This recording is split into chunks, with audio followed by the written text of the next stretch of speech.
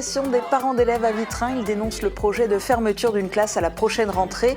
À l'heure actuelle, il n'y a déjà que 3 classes pour les maternelles, les CP, CM1, CM2 et les CE1, CE2, au total une 50aine d'élèves. La communauté de communes du Pays de Bitche a dévoilé sa saison culturelle. 4 spectacles sont proposés au grand public. Il y aura aussi 5 spectacles réservés aux scolaires. Tous se joueront à l'espace Cassin à Bitche. 70 ans après l'appel de l'abbé Pierre, la solidarité est toujours de mise à Peltre.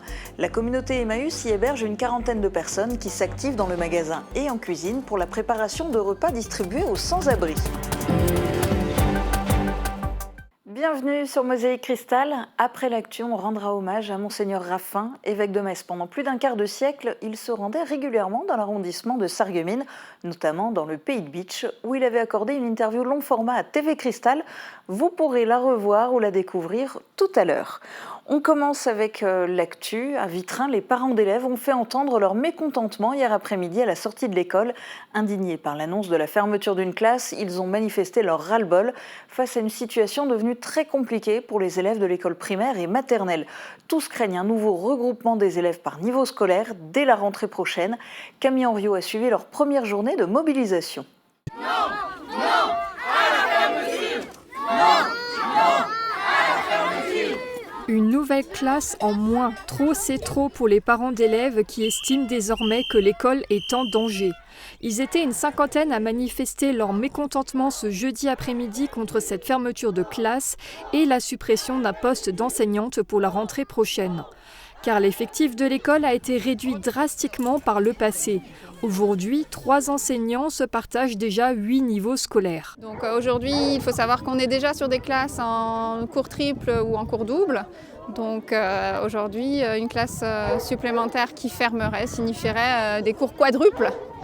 Donc c'est quelque chose qui nous révolte aujourd'hui et c'est pour ça qu'on est là. Actuellement, il existe 3 classes pour une 50aine d'élèves. Une pour les maternelles, la deuxième pour les CE1 et CE2, la troisième pour les CP, CM1 et CM2. Avec la suppression d'une 3e classe, les parents craignent une perte de qualité dans l'enseignement dès le plus jeune âge.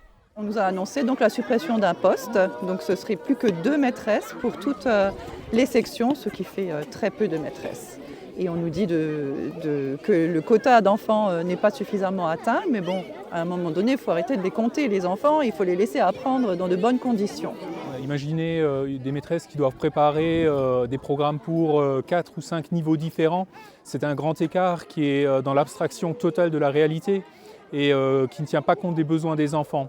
Si vous retrouvez des enfants de maternelle, de petite section, qui ont tout juste 3 ans, ils ont des problèmes et des besoins qui sont diamétralement opposés à ceux des enfants d'une école élémentaire. De son côté, le maire de la commune de Vitrain craint le pire, un regroupement des élèves de maternelle et de primaire dans une classe. Ça va durement impacter la scolarité de nos élèves, puisque l'ensemble des élèves devra être regroupé dans un seul bâtiment, qu'il faudra, si ce poste est vraiment supprimé, il faudra adapter les bâtiments de l'école, mettre une salle de repos, une salle de motricité, adapter les sanitaires à la hauteur des enfants de la maternelle et regrouper donc les 2 enseignants dans un seul bâtiment. Ce projet de fermeture de classe a été annoncé par l'inspecteur d'académie fin janvier.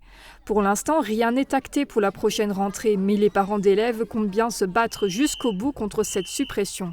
Les manifestations vont se poursuivre chaque jour à la sortie de l'école. Et ce samedi 10 février, une mobilisation générale sera organisée dès 10h avant la réunion du Conseil départemental de l'éducation nationale qui devrait statuer sur le sort de cette classe. C'est parti pour la nouvelle saison culturelle au Pays de Bitche pour l'année 2024. Une conférence de presse a eu lieu hier à la communauté de communes du Pays de Bitche pour présenter le programme. Au menu, une série de spectacles pour tout public et une autre pour les scolaires. Et tout se passera à l'espace Cassin. Reportage d'Emilia Zell et Thibaut Desmerlet. L'espace Cassin de Bitche sera le cœur de la culture pour l'année 2024. La nouvelle programmation de la saison culturelle vient d'être dévoilée lors d'une conférence de presse à la communauté de communes du Pays de Bitche. Elle avait déjà démarré avec le spectacle La folle histoire du couple le 3 février. En tout, 4 spectacles seront proposés pour le tout public et une programmation spéciale de 5 spectacles est prévue pour les scolaires. On voulait évidemment aussi proposer un certain nombre de moments d'évasion, de moments de plaisir, et donc cette programmation culturelle répond à ces priorités-là. Et je crois qu'on a besoin d'avoir une programmation culturelle qui s'enrichit d'année en année, lorsqu'on voit évidemment la difficulté de la société, lorsqu'on voit les interrogations, et on sait que la culture et le savoir sont le meilleur antidote à cette sinistrose. C'est l'occasion pour les élèves de s'ouvrir au monde culturel. Un voyage est prévu dans les années 80 pour les plus grands. Le groupe tribute ABBA Forever et la folie des années 80 seront de passage à Beach. C'est une forte demande au Pays de Beach. Cette fois-ci, la population aura l'occasion de rencontrer ceux qui ont fait les années 80 et qui sont des marqueurs de cette période, qui continuent aussi aujourd'hui encore à attirer de nombreux publics dans différentes manifestations tout autour de Beach et du Pays de Beach. La billetterie est ouverte au siège de la CCPB et en ligne. Pour tout renseignement, vous pouvez contacter directement la communauté de communes du Pays de Beach. En revanche, c'en est fini de l'association Cassin. La semaine dernière, elle a tiré le rideau sur près de 30 ans d'existence lors de l'Assemblée générale extraordinaire. Après une année blanche, les membres de l'association culturelle ont décidé de la dissoudre. Une décision réfléchie qui est le fruit d'un désaccord avec la communauté de communes du Pays de Beach. Christiane Schmitt, aujourd'hui ancienne présidente de l'association Cassin, et David Suc, président de la CCPB, ont répondu aux questions d'Emilia Zell. Le 29 janvier avait lieu l'Assemblée générale extraordinaire de l'association Cassin. C'est là que la dissolution a été prononcée. Le président de la CCPB regrette la disparition de cette association. J'ai beaucoup regretté naturellement cette régression aujourd'hui des associations de manière globale, de manière générale, celle-ci en particulier, parce que je crois qu'il faut reconnaître, et nous l'avons toujours reconnu, qu'on ne peut pas avoir un territoire qui se fédère, un territoire qui avance, lorsque les habitants qui y sont, ou d'autres, ne se fédèrent pas en association, en tissu associatif. Et donc l'association Cassin, évidemment, avec laquelle nous avons beaucoup travaillé, laquelle s'est beaucoup engagée depuis un certain nombre d'années.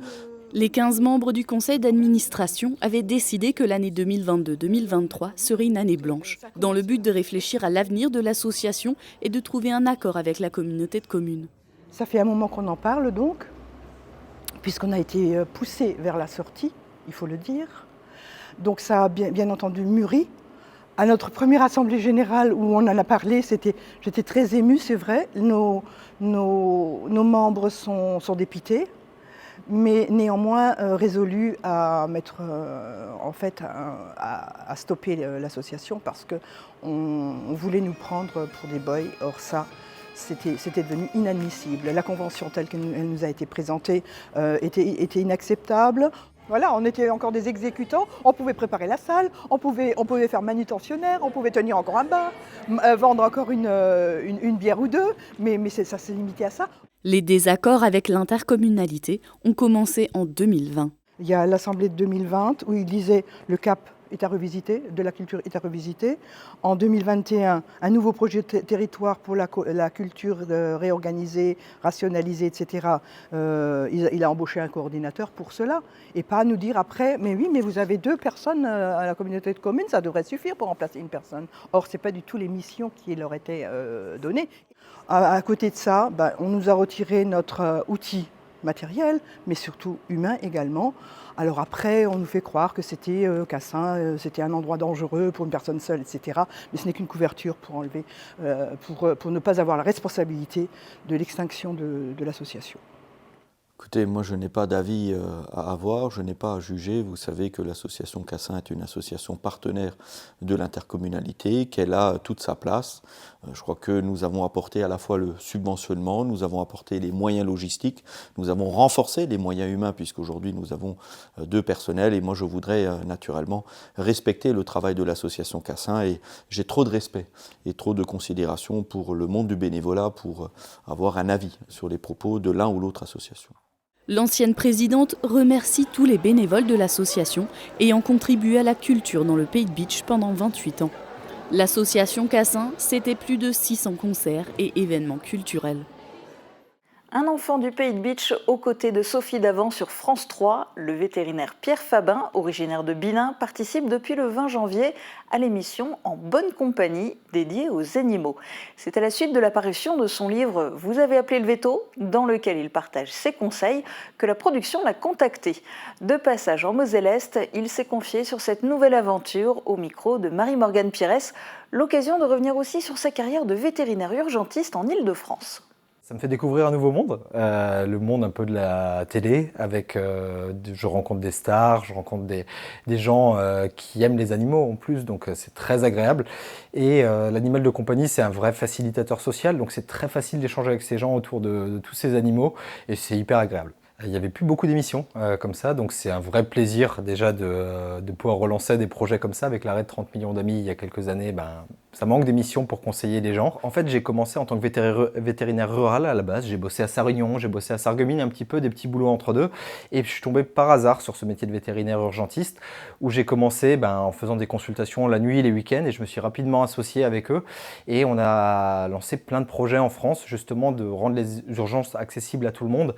Et on envisage même des installations dans l'Est très prochainement, donc probablement à Strasbourg d'abord, puis éventuellement à Metz-Nancy, avec des cliniques dédiées aux urgences et des services à domicile dédiés aux urgences.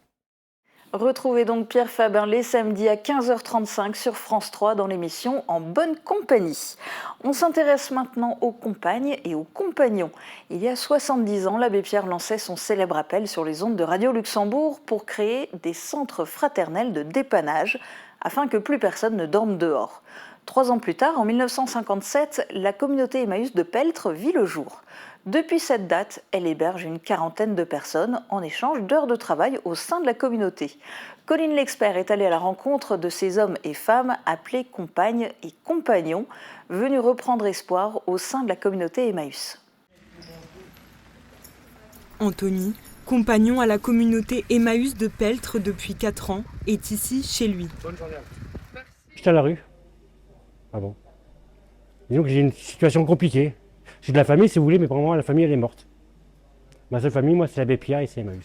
Si quelqu'un a besoin d'un coup de main, moi je suis là. S'il veut parler, je suis là. Ma porte est grande ouverte. Si un jour un compagnon veut parler et qu'il ne se sent pas bien, on est là pour s'entraider, quoi, voilà. La communauté, c'est une des meilleures que j'ai faites parce que j'en ai fait 9 dans ma vie. Ça fait 22 ans que je fais Emmaüs. Et s'il n'y avait pas Emmaüs, moi, si l'abbé Pierre n'avait pas créé Emmaüs, je ne serais plus là. Comme lui, d'autres compagnons au parcours de vie souvent douloureux peuvent être hébergés un jour ou une vie. En échange d'un toit, dans cet immeuble d'une quarantaine de studios, chacun s'investit dans la communauté selon ses compétences. On fait un ticket, vous payez à l'entrée, et puis vous revenez. Oui, c'est comme ça, merci. Aimée est de son côté la reine des bibelots dans le magasin. Il faut faire très attention, il faut prendre soin des trucs, il faut bien les nettoyer pour les mettre en valeur. J'aime bien le rangement, faire bien la poussière, nettoyer bien, puis ça brille. Compagne depuis 1 an, elle trouve ici le sentiment d'utilité et la chaleur d'une famille. Ici, je me sens en famille, et puis tout ça se passe bien, je suis bien. On prend les repas ensemble, la pause, on joue les cartes ensemble avec les bénévoles, les compagnons, on joue, les salariés aussi. 70 ans après son appel à l'insurrection de la bonté, l'abbé Pierre reste omniprésent à Peltre. Il faut que ce soir même, dans toutes les villes de France, des pancartes s'accrochent où on lise sous ce titre « Centre fraternel de dépannage » ces simples mots. Toi qui souffres, qui que tu sois, entre, dors, mange, reprends espoir. Ici, on t'aime. Le monsieur, la dame de la rue qui veut venir chez Emmaüs vient de toute religion, de toute nationalité, de tout pays. Il vient, on l'héberge. Notre communauté ne vit que par des dons.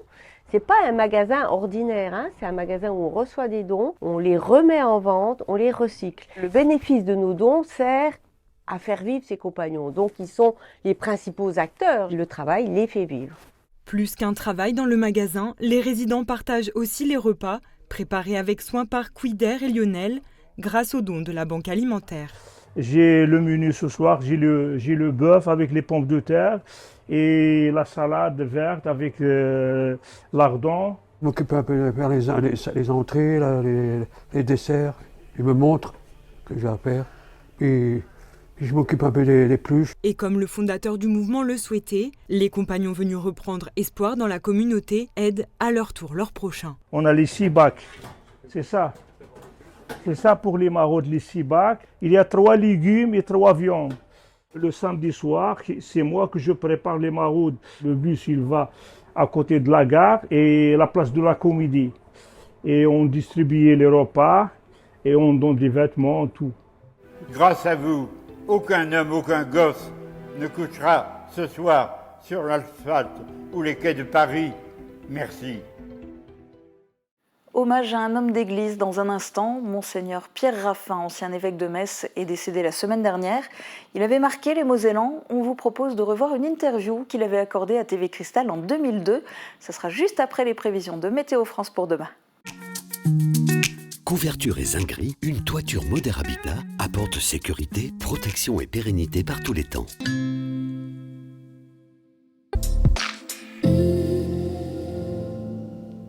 Bonjour tout le monde, on va terminer la semaine comme on l'a débuté, c'est-à-dire sous les nuages et la pluie. Côté température, les minimales iront de 7 à 8 degrés et les maximales de 11 à 12 degrés.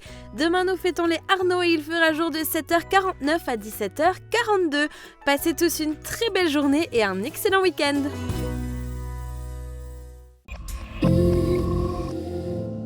Je suis très attentif à ma santé et je n'ai pas envie de mettre mes problèmes d'audition entre les mains de n'importe qui. Chez nous, chaque patient bénéficie d'un service personnalisé. Dans nos magasins dédiés à l'audition, notre équipe est formée pour vous accompagner dans votre parcours de soins et vous offrir un service de qualité répondant à vos attentes.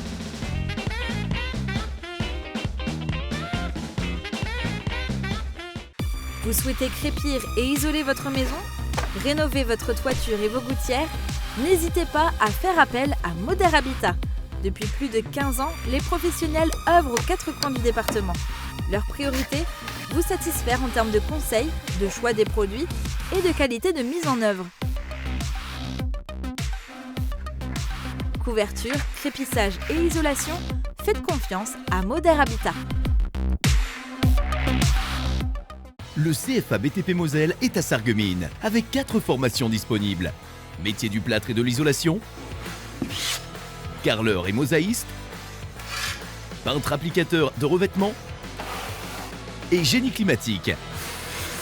Inscription ouverte toute l'année par téléphone au 03 87 63 71 08. Mosaïque Cristal rend hommage à Monseigneur Raffin, évêque de Metz pendant plus d'un quart de siècle, de 1987 à 2013. Précurseur de la communication, il avait été le premier évêque à dialoguer avec des fidèles via le Minitel, bien avant l'arrivée d'Internet et la création de sa page Facebook. En 1988, il avait accueilli le pape Jean-Paul II en visite à Metz. En 2004, il avait célébré une messe à la Houve lors de la fermeture du dernier puits des Houillères. En 2008, lors de l'annonce des suppressions d'emplois par ArcelorMittal, il était allé à la rencontre des ouvriers en l'église d'Ayange. En 2013, ayant atteint l'âge limite, il avait pris sa retraite et s'était retiré au couvent d'Oberbronn avant de vivre ses 2 derniers mois à la maison des Petites Sœurs des Pauvres à Metz. Décédé il y a tout juste une semaine, à l'âge de 85 ans, il a été inhumé hier dans le caveau des évêques, dans la crypte de la cathédrale de Metz. Parmi ses très nombreux déplacements dans toute la Moselle, il venait régulièrement dans l'arrondissement de Sarreguemines et notamment dans le Pays de Bitche. Je vous propose de revoir l'interview long format qu'il avait accordée à Francis Hoffman en mai 2002.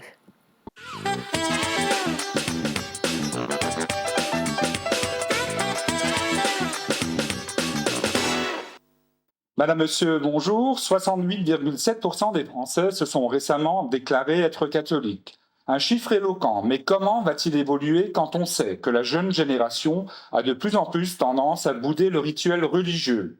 État des lieux dans ce face-à-face avec Monseigneur Pierre Raffin, évêque du diocèse de Metz.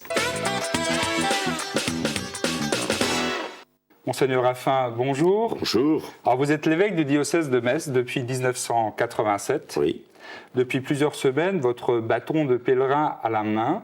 Donc vous parcourez la région. Est-ce qu'on pourrait dire que vous visitez les réalités de cette région, de ce monde ?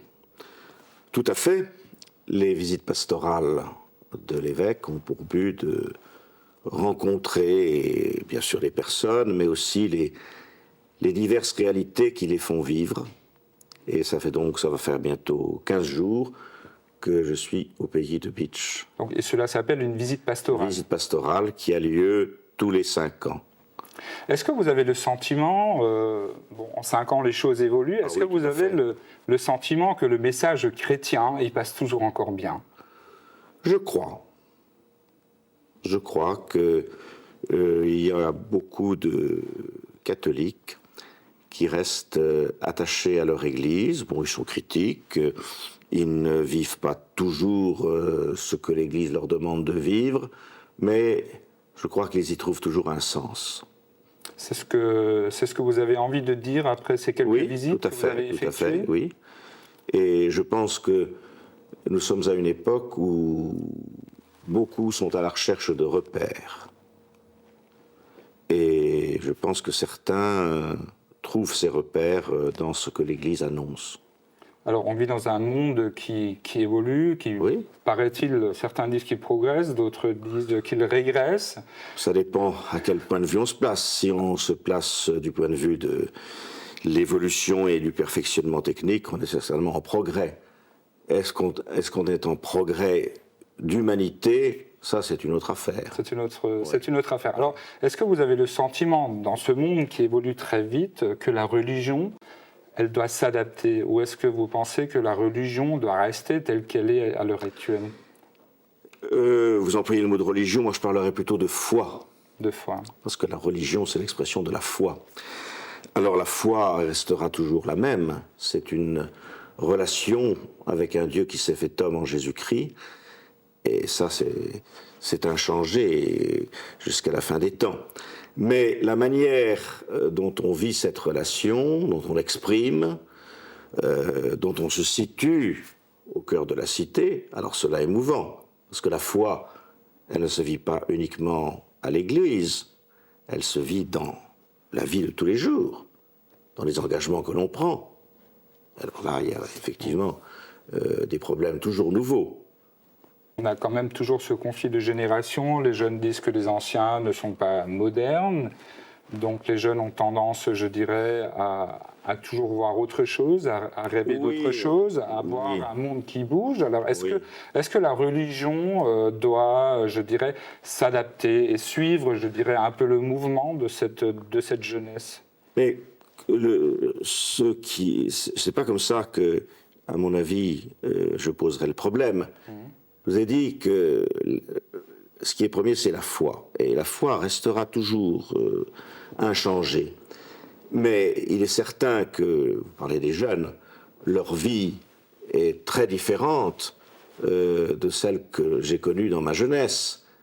Les études qu'ils font, la dispersion auquel parfois ces études les obligent, le fait qu'ils sont appelés la plupart à quitter très tôt leur village d'origine pour étudier ou travailler. Alors c'est ça qui modifie ce que vous appelez la religion, parce qu'on a à se situer dans un monde qui est beaucoup moins homogène que jadis. Et alors, si on n'est pas capable de trouver ces repères en fonction de ces contextes différents, alors on est un peu perdu. Vous savez, on m'a raconté, je ne sais pas si c'est vrai, mais on l'a raconté de beaucoup d'autres, que quand un Bitcherlander, par exemple, est dans son village, il pratique. Mais il vient habiter la périphérie messine, il ne pratique plus. On disait cela autrefois des Bretons qui venaient à Paris, voyez. Donc, quand on a quitté son monde, on est déstabilisé et bon, ou bien on arrête, ou bien on se positionne autrement. La tolérance est quand même quelque chose qui... C'est pas une question de tolérance. Non, mais je veux dire, la tolérance, moi, j'ai quand même quelques souvenirs. C'est une question de liberté. J'ai aussi quelques souvenirs, peut-être d'une période où l'Église n'était pas très tolérante. De toute façon, vous savez, personne ne peut être contraint de croire. C'est l'acte suprême de notre liberté. Et l'Église, qu'est-ce qu'elle peut faire d'autre sinon proposer la foi, selon le titre de la lettre des évêques aux catholiques de France en 96 que nous avons repris dans notre projet pastoral diocésain. Proposer la foi, c'est tout ce qu'on peut faire. Et le Christ Ne fais rien d'autre, si tu veux.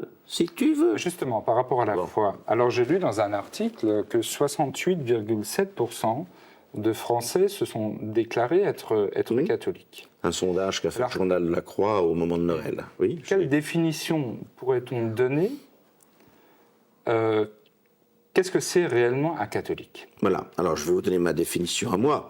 Ça ne veut pas dire que ça colle exactement avec le sondage, parce que j'étais moi-même surpris du chiffre élevé de ce sondage.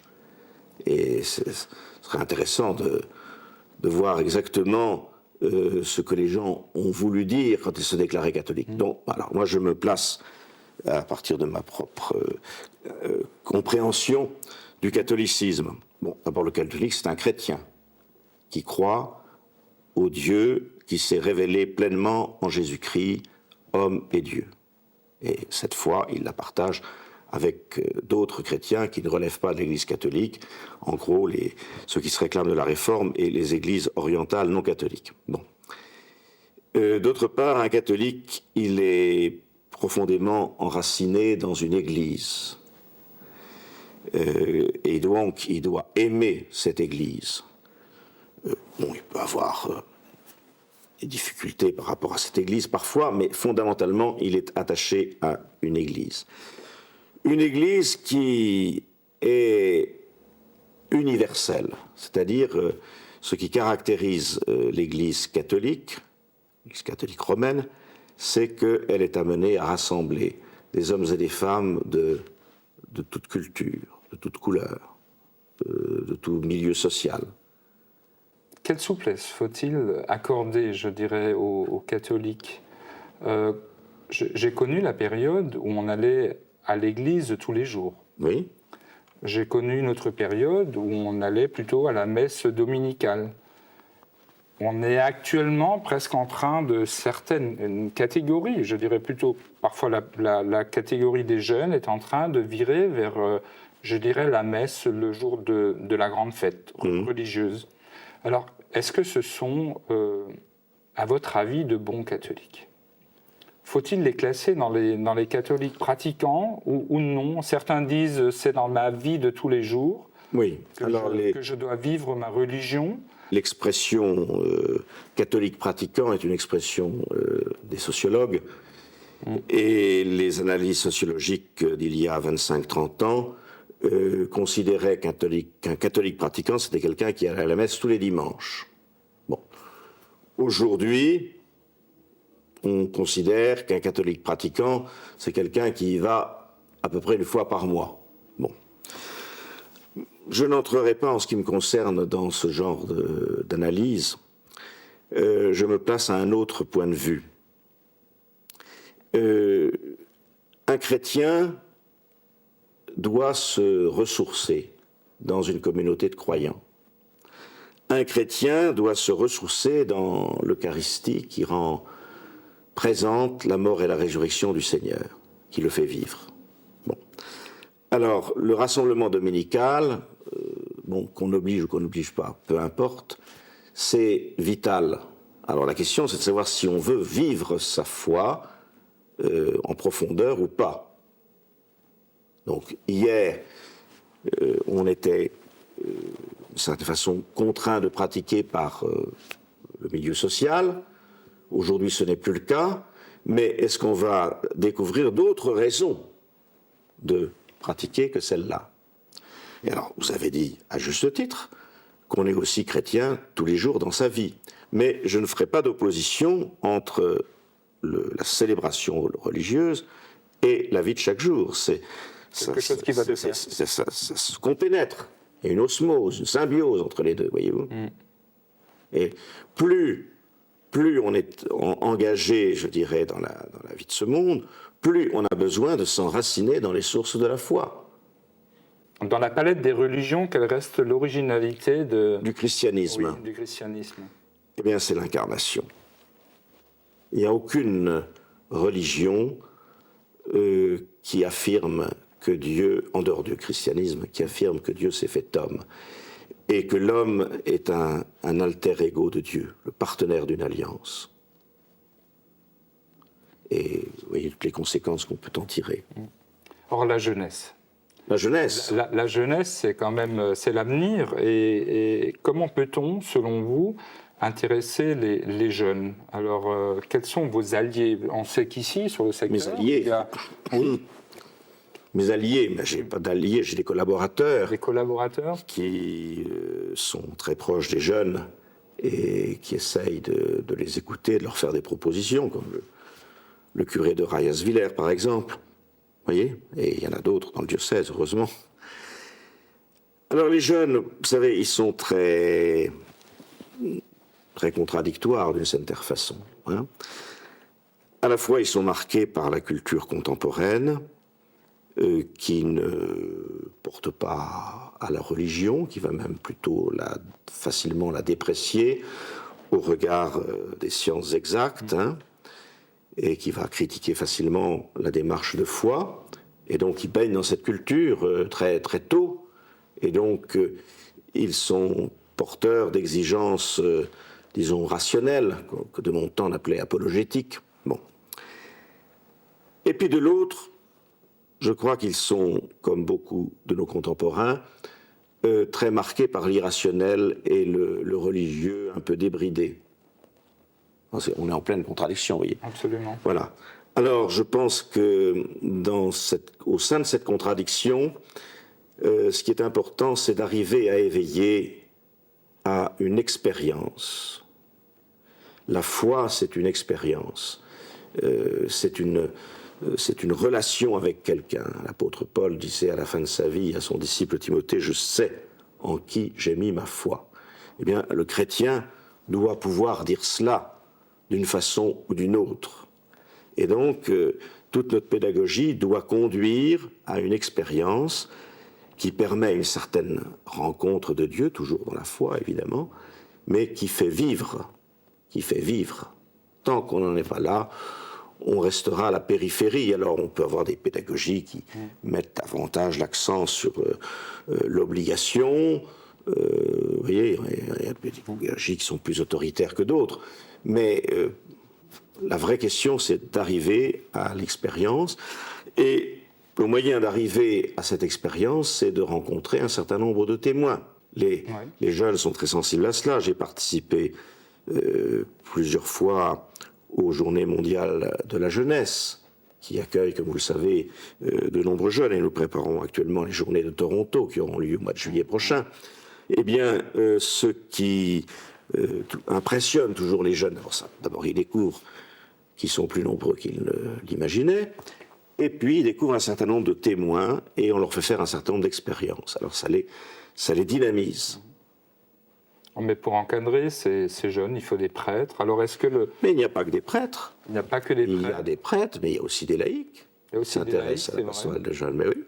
Mais alors, on va peut-être aborder plus tard cet aspect. Le manque de prêtres va-t-il aller en s'accentuant et comment est-ce que vous allez pallier ce manque? Est-ce que c'est une question de quota? Est-ce que on ne sait pas trop bien comment ça fonctionne? Je vous dirais une première chose, que seul le prêtre remplace le prêtre. Bon, une fois que j'ai dit ça, je n'ai rien dit. Mais je crois que le prêtre est irremplaçable. Il peut organiser, moduler son ministère autrement qu'il l'a fait jusqu'ici. Il peut se donner beaucoup plus de collaborateurs, diacres, laïcs ou religieux, religieuses. Mais fondamentalement, il n'y a qu'un prêtre qui peut remplacer un prêtre. Mais par ailleurs, nous n'avons nulle part dans l'Évangile un verset qui nous dit combien il faut de prêtres par rapport au nombre de catholiques. Donc, dans l'histoire, et selon les continents, le nombre des prêtres par rapport au nombre des catholiques a beaucoup varié. Et nous sommes encore aujourd'hui, en France, malgré notre pauvreté, dans une proportion beaucoup plus importante que sur certains autres continents. Bon. Alors, moi, je mise sur l'appel, parce que c'est la pédagogie du Christ. Que fait le Christ? Il commence par se donner des disciples qu'il appelle. Et un appel radical. Venez à ma suite, et l'Évangile note, laissant tout, ils le suivirent. Voyez. Donc, si cet appel n'est plus vivant au cœur de notre Église, nous sommes condamnés à mort. Alors moi, je mise sur cet appel que je m'efforce de répercuter pour ma part, mais que j'attends de voir répercuter par l'ensemble des chrétiens. La question, c'est de savoir si les chrétiens, les catholiques, veulent avoir des prêtres. Et quels moyens se donnent-ils? Parce que je ne suis pas le seul à appeler, vous voyez. Alors, entre parenthèses, si ils désirent avoir des prêtres, vous voyez, pour autre chose que le fonctionnement. D'accord. Bon, alors, la tendance est à l'organisation de communautés chrétiennes. Donc, les communautés chrétiennes vont... Nous avons regroupé les 649 paroisses du diocèse de Metz en 140 communautés de paroisses. Ce qui fait à peu près une moyenne de 6 communes, c'est ça? C'est très variable selon la population. Vous avez par exemple dans le Saulnois une sorte de désert rural avec de toutes petites communes. Alors là, on peut brasser beaucoup plus large. Ici, vos villages sont beaucoup plus peuplés et on a des communautés de paroisses qui ont moins de paroisses, vous voyez. On peut dire presque que vous avez été plus vite en besogne que l'organisation du territoire au niveau des communes, parce que chaque commune a toujours son maire. Oui, bien sûr. Est-ce que vous précédez? Nous n'avons pas supprimé les paroisses. Elles gardent leur personnalité juridique, entre autres leur fabrique.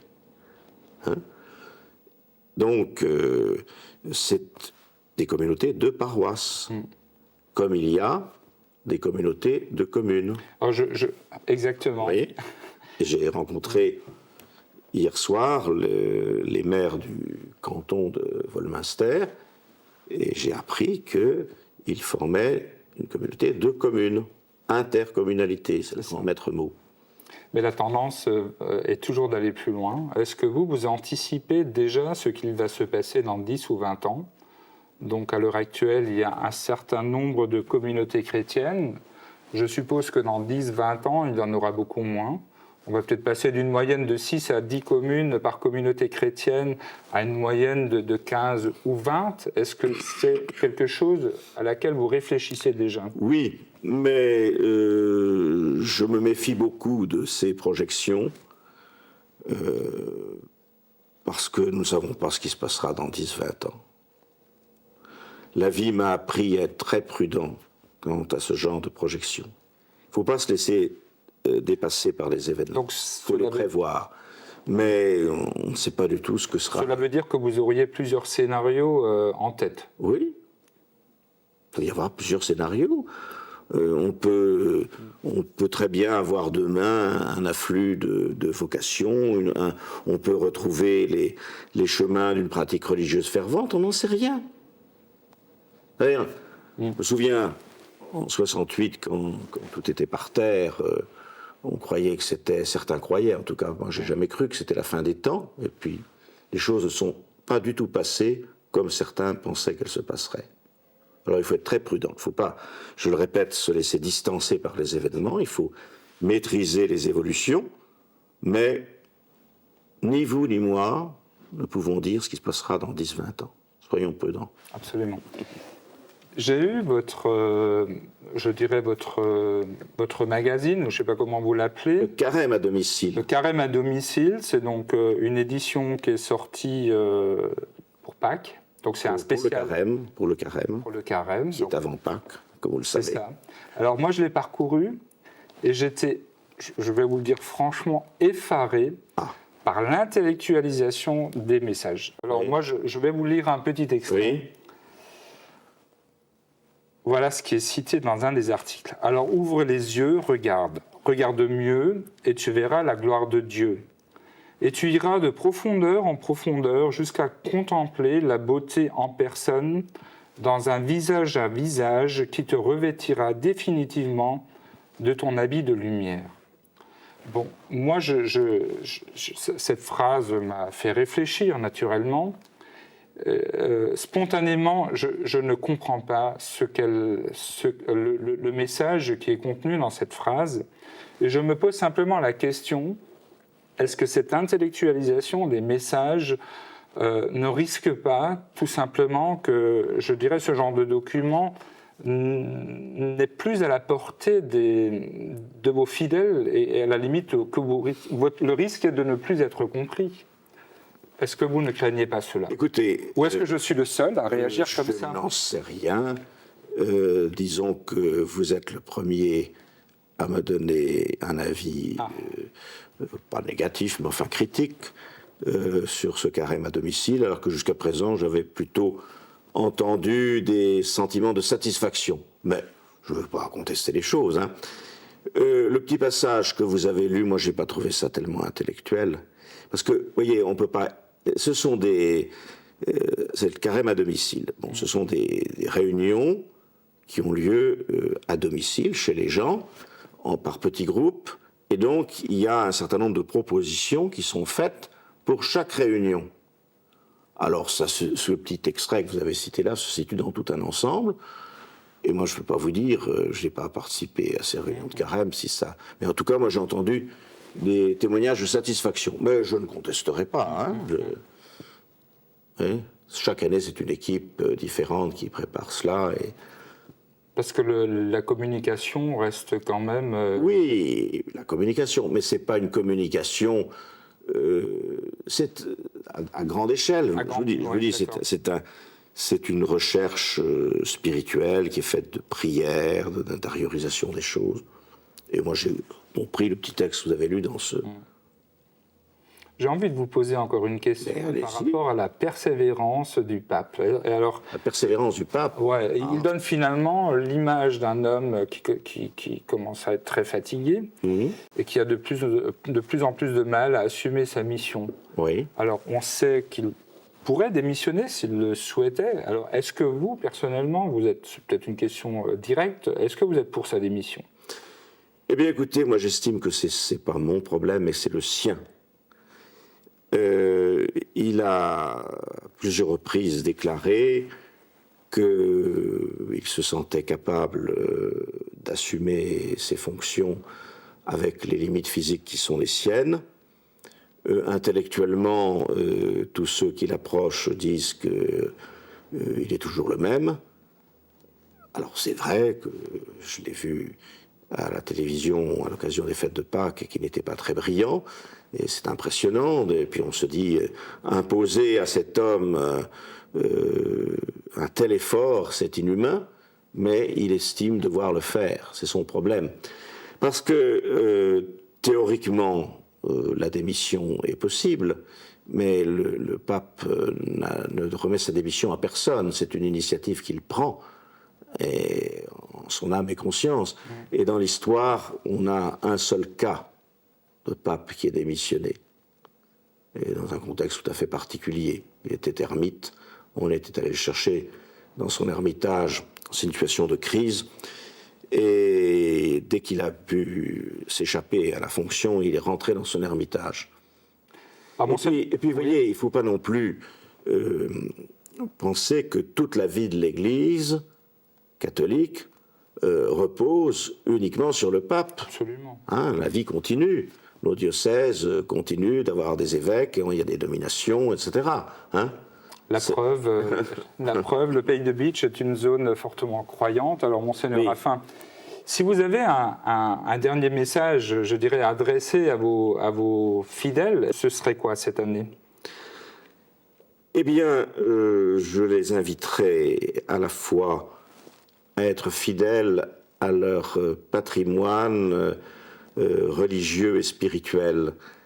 Le pays de Bitche, comme toute région de France fortement chrétienne naguère, est porteuse d'un héritage qui se traduit entre autres dans la beauté du patrimoine religieux de plusieurs églises. Donc on est dans la continuité de ce glorieux passé. Donc il ne faut pas envoyer tout ça aux orties, il faut le garder. Mais je les inviterai à, je l'ai dit dans tous les rassemblements auxquels j'ai participé au cours de cette quinzaine, la foi n'est vivante que lorsqu'il y a une relation avec Dieu dans le Christ, par le Christ. Donc, tout cet héritage, auquel j'attache pour ma part une grande importance, n'a de prix que s'il est l'expression de cette relation. Il l'a été pour les générations qui nous précèdent, il peut l'être encore aujourd'hui, puis il y a d'autres expressions nouvelles à trouver, mais je crois que notre foi aujourd'hui se situe dans une continuité avec ce qui a été vécu hier. Et puis je pense qu'il faut qu'ils aiment leur région qui est belle et qui a beaucoup de richesses, pas seulement touristiques, mais entre autres touristiques. Monseigneur Raffin, je crois que ce sera le mot de la fin. Merci d'avoir accepté notre invitation. Voilà, merci de m'avoir accueilli. À une autre fois, dans 5 ans.